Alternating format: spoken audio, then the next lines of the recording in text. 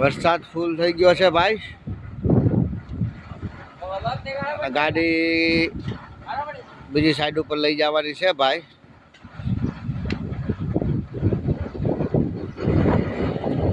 પિસ્તાલીસ કિલોનો હાથી હે ભાઈ. 45 ટન.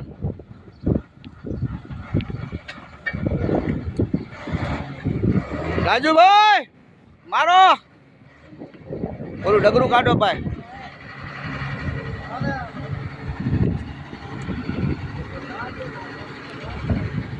લાગતું તો નથી ગાડી નીકળે એવું, પણ ગાડી નવી છે અને હાથીની પેટ તાકાત કરે છે તો કદાચ નીકળી જાય મિત્રો. કૂવામાં આડા બોરની ગાડી છે ભાઈ.